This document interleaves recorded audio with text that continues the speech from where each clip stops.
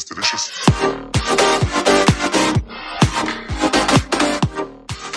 It's Lavi, been here for 2 years. Let's hear from our other panelists. My name's Richard, I'm from Berkshire, been in China for 7.5 years. Favourite things about China would be the language, history, people. Hi, my name is Tianqing and I've been in Beijing for 3 months. The best part about being here is the amazing, outgoing and friendly people that I've met. I'm Ryan, I've been here now 6 months. The thing I like most about China is that people are very polite, very welcoming to foreign workers. My name is Teresa Chills, been in China for over 5 years now. One thing I like about China is business connection. Hi, I'm Ripley. I've been in China for 4 years.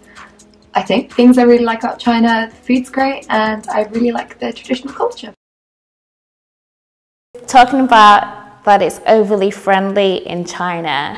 I wouldn't say overly friendly. I was like, hey, put your arm around your whatever. Is that mostly in Beijing, or would you find that in other cities in China, or would you say it's kind of on par, the friendly? I would say it's for where I've been, it's generally on par. Where have you been? Obviously Beijing, Shanghai, Xi'an, Chongqing, Chengdu, like way out west in Xinjiang, The big ones. Lanzhou, been to Henan and stuff like that. Like quite a few varied places, and generally, like I found people to be generally really friendly. But then I think a large part of that goes back to the fact that I do speak Chinese, and that naturally does help to break the barriers between people. It's very easy to get a conversation started with someone here, is what I've found. Like whenever we've stayed in like a small guest house, or hired a car and a driver for the day or whatever, then as the second they realise that I can speak Chinese, all of a sudden we're like chatting for hours. But that's only my personal experience. I know there's plenty of people who have maybe not had that experience, shall we say. Yeah, I'm a person who's on like HSK level 3, but I'm not really studying as much as I should do. But when I first came, for example, on a night out and the DD's calling me and I have no idea where exactly I am, and he's like, ah! I'm like, ah! But like, must be a really great conversation. It was a great conversation. But then it's sheer panic because you think, oh my God, he's just going to drive off. Yeah. And then I have to wait another hour. So sometimes in my first year, I did approach like people that were on the street passing. For example, like a Chinese girl was passing and I was like, can you speak to the driver? Like this, and she was like, no. Oh my God. I've never had that. They act like the phone you're holding out is a bomb. Like, oh, what is that? But before I'd even had the words out of my mouth, it was translating in my head of what to say. He's like, can you? And she just was like, no. Wow. That really surprises me. But then that could also be where you are. Like, if it's Friday or Saturday night in Sanditon, like someone might be, like certainly in the UK, if someone came up and said, hey, can you help me? I was like, no, I'll see you later, mate. Like, no, I was sober as a judge. So but they don't necessarily know that. But it comes back to the thing of them being friendly, like you were saying. So even though I didn't get my words out as a foreigner face, you can see that I need help for you to talk to someone on the phone. So for them to be friendly back, you would assume that she would be like, oh, okay. There are plenty of people that have had like more negative experiences than mine, I guess. Like maybe I've just been lucky the time that I've been here, but like I genuinely find the people here to be really friendly. But does that come down to being able to communicate in the language? I would say that's probably the biggest thing. I would say, like that's the biggest thing that has helped me build a relationship with people, because usually they're just amazed that, especially if it's somewhere like outside of like Beijing or Shanghai, they're just amazed that a foreigner can speak Chinese half the time. So I would say Chinese people are friendly. generally, but if you compare the ones in the bigger cities to the ones in the smaller cities, the ones in the smaller cities are more friendly because they're more curious, they want to learn about you, they want to help you, they want you to even recognize them, you know. But in the cities, they're more of like, oh, whatever, oh, you know, that kind of attitude. But if I'm to compare the friendliness of Chinese people to where I'm from, Zambians are extremely friendly, so no doubt about that. Yeah. Yeah, I agree with you. I think in the smaller cities, definitely people are more friendly, and I think for me the people I've met have been really polite, really helpful, and have been quite. Even some people have really wanted to go out of their way to try and help you. So I think there's going to be a mix here, like there is in every country, and I think you can have either a great experience where you don't come across anybody who's not friendly, and also you got people here who feel that the place is really unfriendly because they've come across those people. So I think there's a real mix, but like you say about the size of the cities, I think for sure you could probably say that applies to almost every country. In London, people are. London's not exactly renowned as being friendly, is it? I found London really friendly, personally.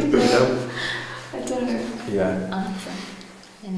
But I was going to say that when it comes to the thing about big cities, I've actually found local Beijing people to be really friendly, like in my personal experience. But when I lived in Shanghai for 1 year, I found that the local Shanghainese really weren't. And I found that they weren't particularly friendly to non-Shanghainese Chinese people either. Whereas you don't really get that in Beijing. There's like a lot of Chinese people say that in Shanghai they look down on everyone else in China. They seem to, and like it's the only place in China where I've had like people trying to rip me off really obviously. You know, like saying a different price to one that is clearly written down to try to. That's where stubbornness comes in. Yeah, pretty much. Lots of pointy like. But I found Beijing to be really friendly, especially local Beijing people. So maybe that's different from other people's experience, but I found local Beijing people to be just as friendly as those small cities. And also one thing I've noticed is that Chinese people are more friendly to foreigners than they are to each other. So I think we should give them a hand for that. Yeah. That's a good point, definitely. I've noticed that too. Yeah, definitely. I think the fact that you're foreign, there is a curiosity that may come across as friendliness, and whereas, like you say, I've seen actually people not be so nice to each other. Yeah, me too. In even in things like a car, or knock a bike over, and everybody just walks past, carries on with their day. They're not interested in offering any help to the person who's just been. That all goes back to the whole banter phenomenon, though. Wherever it goes back, it's not friendly. Yeah. Do you know what I mean? It goes back that one of my friends explained that generally for Chinese, they might be a little bit more cautious because they worry about getting like ripped off or cheated or something. I don't know, I've actually had the experience of being on a bike and getting hit by a car. Luckily I wasn't injured or anything, but people started to film me it. Like, that sucks. So, that definitely sucks. Yeah, that definitely. But then one of my colleagues came and helped and yelled at the person for me, so she was nice. But yeah, the bystanders around, I don't know, I guess they felt like they probably couldn't do anything to help, but filming me was pretty rude. Yeah, I think filming is pretty rude, but even whether they could do something or not, I think. Well, it was obvious I wasn't injured, so it wasn't like I was lying there bleeding. I literally stood up straight away and was yelling at the person. Like, But I still think that there's a lack of empathy in that kind of situation to want to go and offer some kind of assistance. The reason for that is because of the whole situation happened a few years ago. is that when someone was in trouble or in need, that person would help that person, but then the other person would then sue that person to say, you are the one that caused this accident. And then because that person was trying to help, they're then in financial debt. So it was kind of like, well, I can't help you because you're going to sue me. There's that fear. It's a serious fear. And then they introduced the new Samaritan's law. The Samaritans, apparently I heard you can get Samaritans insurance from Ping An. You can be insured in case the person that you help blames it on you and wants you to pay the medical bills. So like, and yeah, like if you're concerned that all of a sudden this person's going to blame you, go to hospital, you're going to be hit with a 200,000 renminbi bill. Yeah, that's probably why most people will step around, because things are hard enough here. Yeah, but I think we've got to put that into context. That's not going to happen if say there's been a small accident, like you say, where you were visibly not injured or hurt. There still needs to be some kind of, well, are you okay? I might help you pick the bike up or something like this. That's an empathetic approach. You're not going to sue me for 200,000 RMB because I've picked your bike up. Now that's different to a situation where you're laid on the floor, not moving. In that instance, then you have to call and get the right assistance. That clearly is a legal issue, because if I choose to move you in that instance and cause more injury, then yeah, that's right. That I should be there should be some kind of reprimand for me, repercussion for me. You know, there's a lot of it's. I'd love to believe it was as clear cut as that, but it just isn't. Like, it's the amount of stuff. If again, this comes from like so many stories on Chinese social media and Chinese news articles. There are horror stories across China, and it's not like a big accident. It's literally a guy's, driving his car and has accidentally knocked someone off their e-bike, like probably going at 10 miles an hour. All of a sudden, the guy's claimed that he's got all kinds of internal injuries and requires huge amounts of money. So it's from what? Somebody helping them after they've been knocked over? They claim that they'll claim that their injuries are much worse than they actually are. So who are they at that point? Who are they taking to court? The driver. Either in some cases it's the person that hit them, or it's the person that's helped them. It's not like an isolated incident. So if you've just been hit by a car at 10 miles an hour and you've got internal injuries, I think it would be quite a difficult case to prove that those internal injuries came from somebody coming over and asking, "Are you okay? Are you all right?" and then taking you slightly to the side. I don't think that's going to cause your pancreas to explode. But then it's not. There isn't. I think sometimes we can take these legal things and these situations and actually blow it way out of proportion. And give excuses for what is actually just a lack of empathy. I'm not disagreeing with you that it's a lack of empathy. I'm just trying to explain why people will avoid helping sometimes. Like it's not as clear cut as people aren't empathetic. It's that they don't want to end up with a huge bill. Well, I mean, it's not always the case like that though, because for example, the other day I was walking around and there was a kid and his dad in front of me, and they had this box of like Lego toys or something which the kid dropped.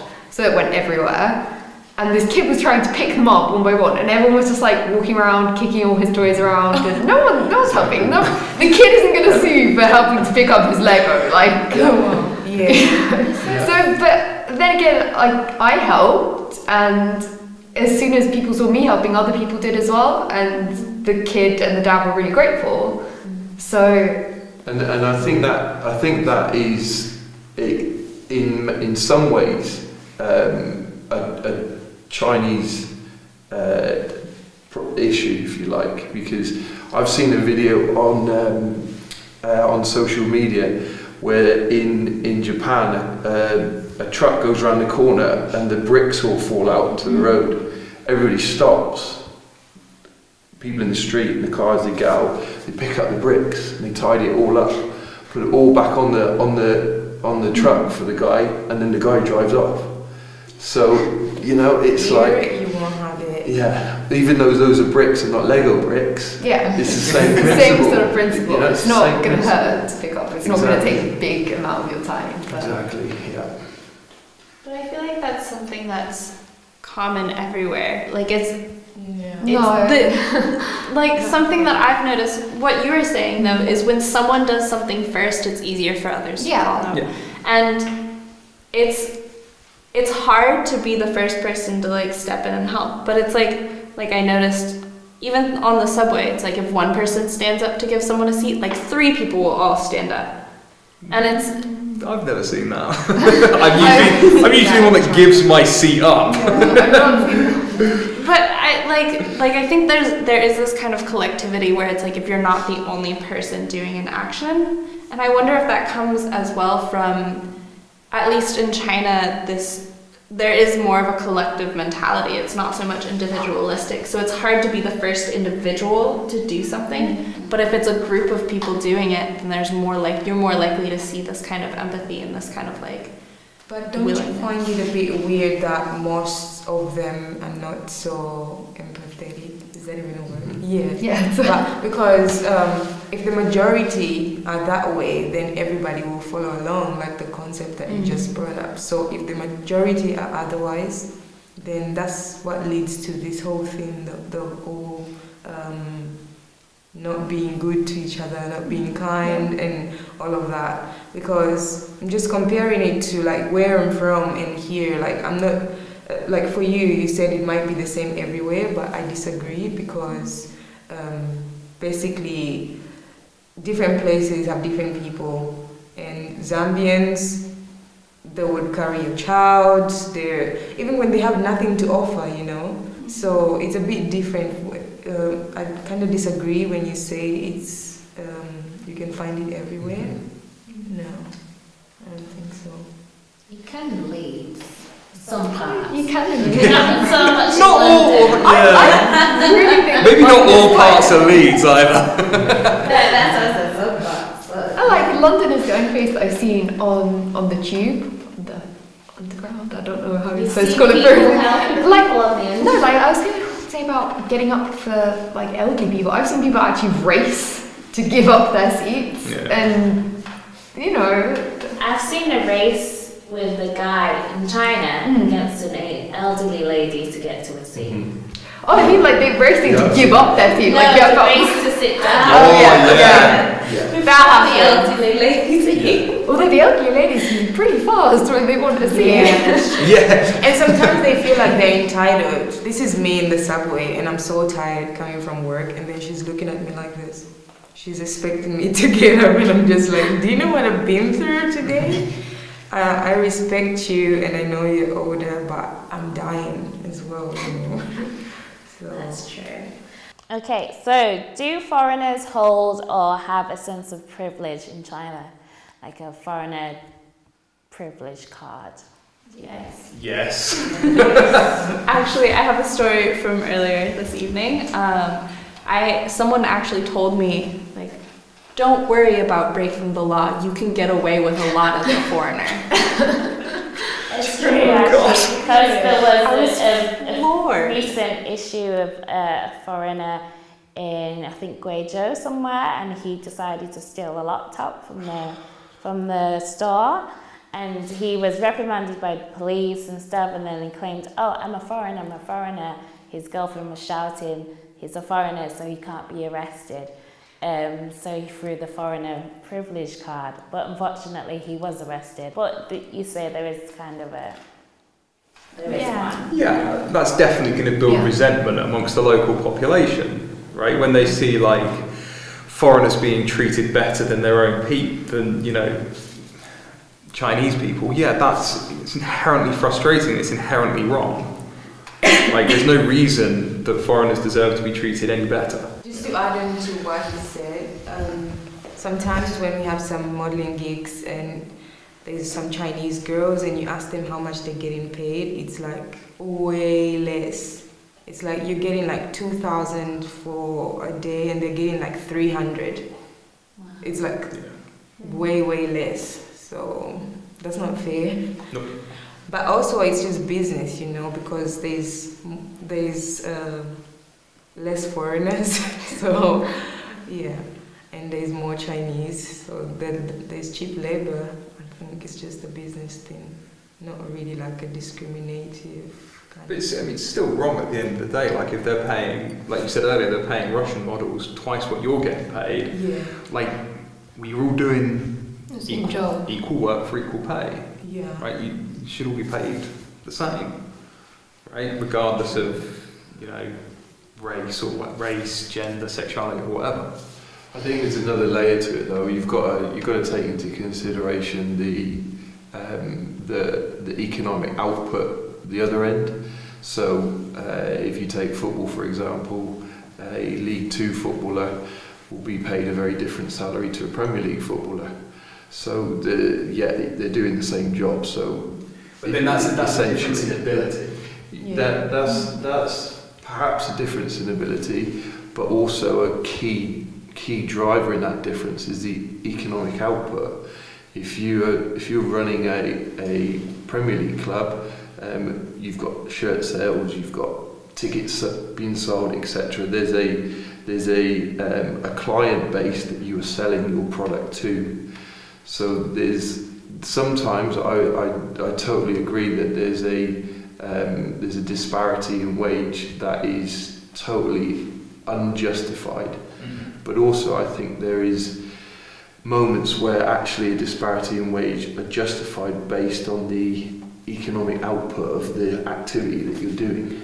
Yeah, I mean, I know very little about the modelling industry, so I wouldn't know what the economic output is, but just going by economic output, I'm guessing that in China, like being a Chinese model would probably help because the majority of people here are Chinese. No, and that's the thing, in the modelling industry, if you check out most gigs or like most everything, most of the times photo shoots they use foreigners most of the times. The ones that they use the local people are considered to be not very professional, or I don't know, they just have this negative thing about themselves. But there's also a belief here amongst that it doesn't sell. Yeah, amongst industry and business that actually having foreign employees gives the business more credibility. Yes. It's like the hire a foreigner. Yeah, that's that right. Market. You know, so it brings with it some benefits that the company can then exploit within the market. Like you It's sometimes a marketing strategy, yeah. You sometimes even see those jobs advertised to, like, you know, go along somewhere and pretend you work for a company. Yeah. I've done that so many times. I know people. I've seen them advertised. I know people. I've been in business meetings that I don't know what's going on. Like I've literally been in a business meeting and I know and somebody's nothing. taking a picture. Yeah, they just take pictures Yeah. of me being present there. So yeah, I've had to pretend to be someone else for the day to help someone save face. So yeah, I had to pretend to be someone else. I had to pretend to be from a completely different foreign land, and be a singer, which I'm not a singer. So I had to pretend like, oh yeah, I know so much about music. I don't. But it's just to help the Chinese person save face in front of their friends, and you know, for the day, you're just like, oh, take pictures, cut a cake, pretend it was my birthday, wasn't it? You're lying all over the shop. Even when you're out and about, sometimes there's stories where some of you can't, oh, can I have a picture? And it's, okay, yeah, have a picture. And then they're actually using that picture then within their job, or they're promoting it, saying, oh, okay, I'm out with so-and-so who's just joined the company. Yeah. We've got these foreign teachers, this is what they look like, but it's not, you don't actually work there. In some cases that can get you in trouble, because then if that company goes bust or they're not actually facilitated properly and they get raided, then your face is on there. and they're looking. The police are then going to look for you. I've heard of stories as well. People's pictures being used on, different company sites, especially for teachers, a different school site, and then the one that's actually employing them finding it and being like, are you working for somewhere else as well? Like, have you breached your contract? And they'll get in trouble like that. Yeah, that can get you in trouble, because even in my contract, I'm not actually supposed to work within the same kind of employment. That comes down to your visa, what your visa type is on there, because you're supposed to work for that company and that company alone because your visa is connected to them. So that can get you in trouble as well. Well, I'm always on the look when it comes to visa, because I'm a student, I'm on student visa, so I don't know if I'm supposed to be saying this on camera. I think the rules have changed, so now as a student you're allowed to work in China. Part-time, Part-time. It changed like a month ago. That was the best thing that happened in China. Yeah, that was only recently. I think it was a realization that, okay, you guys need to kind of work and get some money for yourself. And you obviously didn't do any work for them, right? It's okay to laugh. We were in Yunnan. She was then my girlfriend, but my wife, and my brother and his girlfriend and a couple of their friends were also a couple. And so we stood out sort of like a sore thumb. So there's my wife and I, my brother and his girlfriend. Like, they're both quite tall. He's got long hair and a beard, and she's got long blonde hair. So obviously, like, people were fascinated. And then their friends, he was white British and she was of originally Caribbean descent, I forget whereabouts from, so they were another mixed race couple. And I remember we were walking through Dali, and someone's like, oh, can we have your picture? And they wanted a picture of each couple, but then they realised that, my wife was Chinese. And they're like, oh, not you. You're not an interesting foreigner. I was like, oh, okay. Relegated to the sidelines. Okay, that brings me on to, what is it like dating in China? Well, I'm married. I'm married a local, so pretty good for me, I guess. I've been here 5 years and I still don't know. I mean, dating in China with foreigners or with local people? Both, Chinese and foreign guys. I can spend the whole day talking about dating with foreign guys, because, but I'll just try to summarize it. My experience with dating in China is that it's not really stable. If you start your relationship from here, it might not end up the way you want it to be, because first of all, you don't come here with the same motive, or you're not doing the same thing. So like, if you're a student, one of you is in 4th year and you're in 2nd year, well, what happens when the other graduates? Like, that actually happened to me. I used to date, my ex-boyfriend was from Kazakhstan, and we dated for some time, and he left. I mean, I fell in love, but then what could I do about it? Yeah, there's stability, because you're going to end up leaving China at some point. Transient, the foreign population is transient, so I think quite early in the relationship, you have to have that conversation about where you eventually want to go and where you want to be, so if you have the same goals and aspirations, right? So for example, when I started dating my wife, I had no intention of leaving China, so it wasn't so bad. But if I'd had the intention of leaving China, well then, it would be best to be honest. It's definitely best to be honest about that, otherwise you just string something down the garden path, and that's just cruel.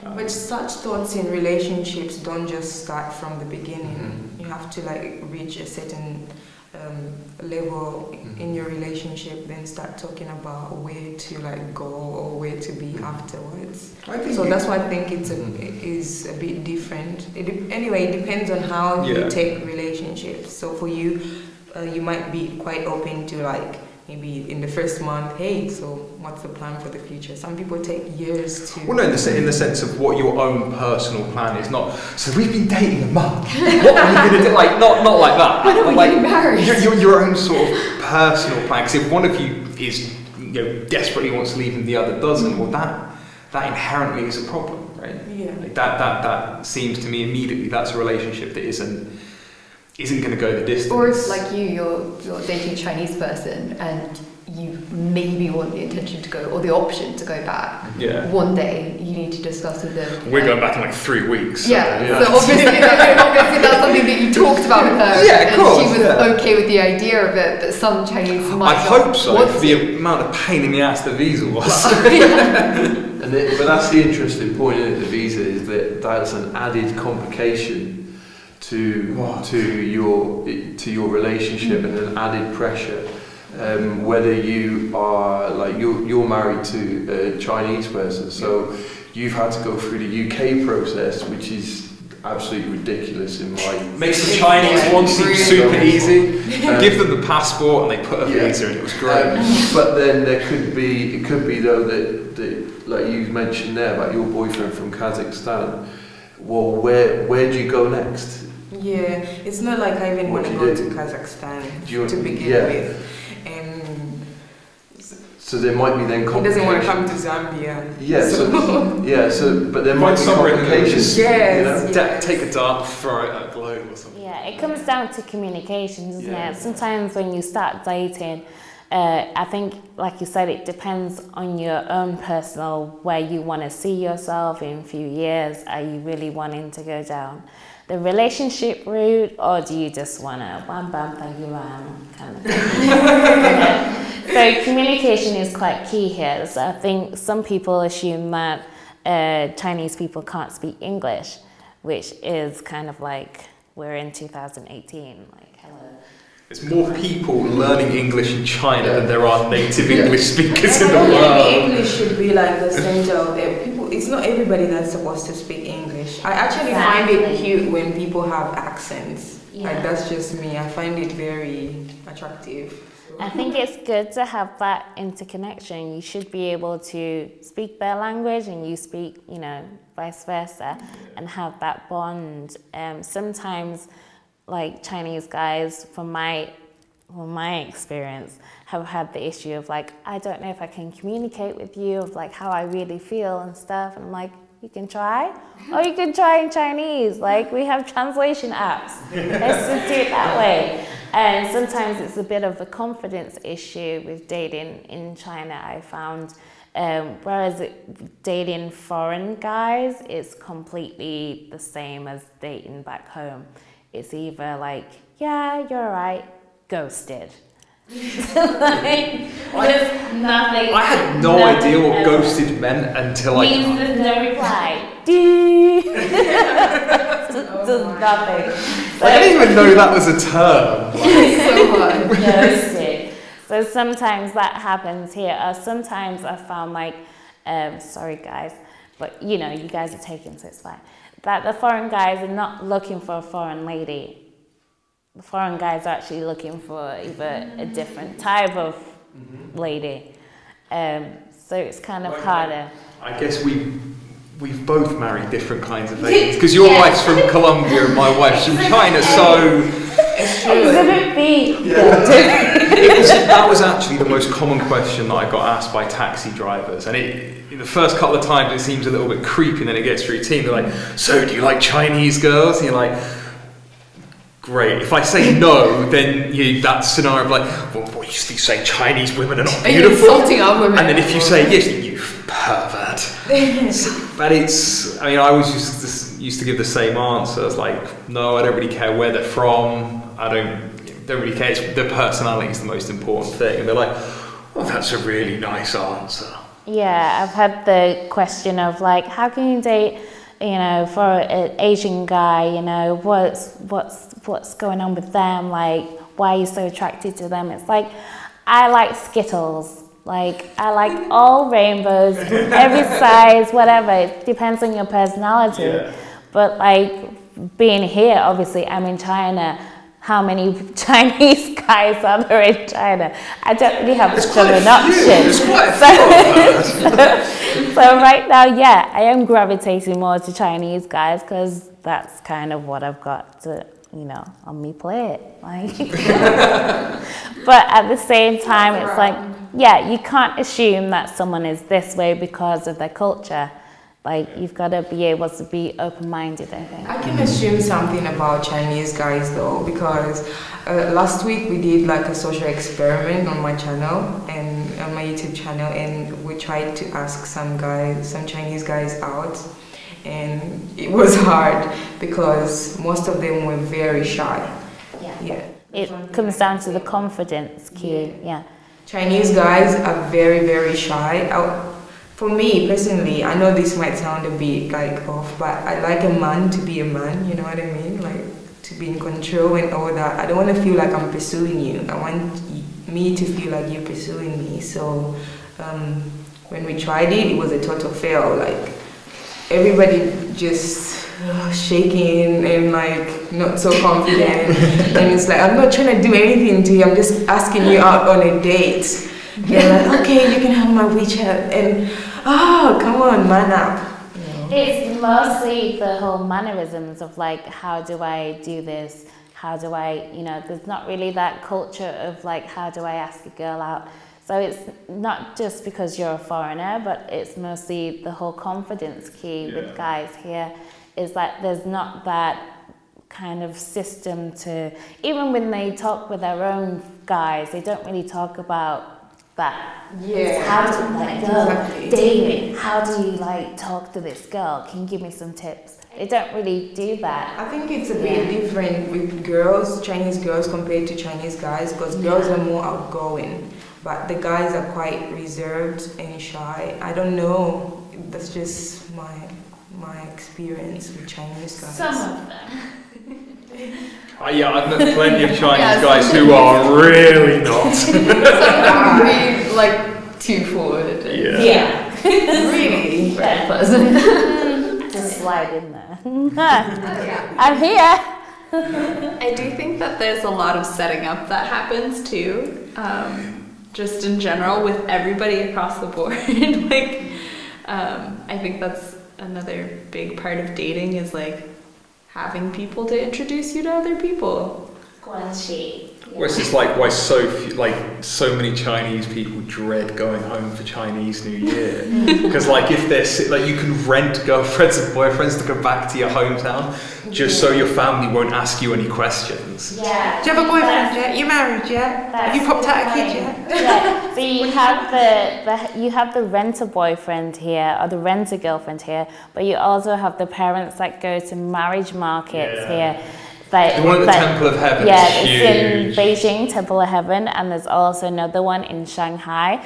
And they go there like every weekend. The parents go hang up the picture of their son or daughter to then help them find a match.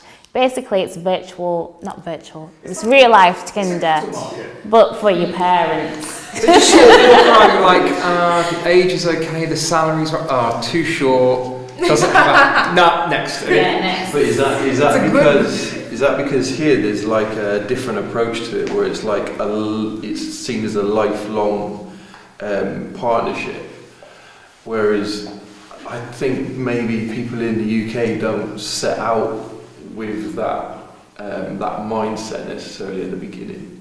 It's sort of like, okay, I like you, you like me, and then it grows from there, and then your life plan seems to come after that, and then you work those bits out after that. Yeah, what I found it's the culture. Basically, the child of the Chinese parents is basically their pension fund. Yeah. So if that child is not married by a certain age, then the parents are like, well, I'm going to have to set you up here because time is limited. I need to go sit down and rest my feet. And don't try to do it on your own. I'm taking over. Yeah. Marriage still plays a massive part in life here. Like it is culturally, I would say it's culturally more important here than it is back home.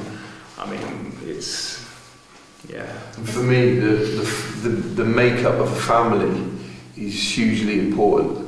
So I think there's a lot of merit in that to actually put love to one side for a moment and think, okay, how is this relationship as a partnership to keep a family together actually gonna go from beginning to end? You know? Yes.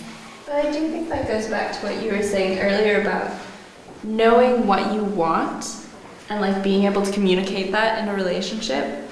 because I think there is still this kind of culture, like a really strong culture here of you get married, you have kids, you support your parents, and because of that there is like a laid out life plan for at least an expectation. That's what's pushing, like they're finding the average age of marriage is increasing year on year because people are pushing away from this path that's rolled out for them. They don't want that. They want to travel. They want to, you know, they want to do something that is outside of this path. It's like, right, I've passed the Gaokao, I've got into university, now I've got out of university, now I've got to find the person I'm going to marry, now I've got married, now I've got to pop out a kid. Like, people don't want to be on that, like, that treadmill of life. Yeah. But I think also the one-child policy thing kind of contributed, because if you only have one child, you expect them to be successful. Like, they've got no option in that. The family has no option. They're taking over everything. Everything is being passed on. Basically carrying on the family. Yes. So there's a lot of pressure on them, and they don't want to mess up anything. So they follow a certain system, which is go to school, get a job, get married. Then, you know, they follow that because they feel like that's like a process that has been set up that works and not very risky. So I think there's a lot of merit in that, definitely. Yeah. But then you've got the other end of the scale, so obviously the kids are under a huge amount of pressure, but then eventually, you know, a couple is going to have to take care of 4 parents.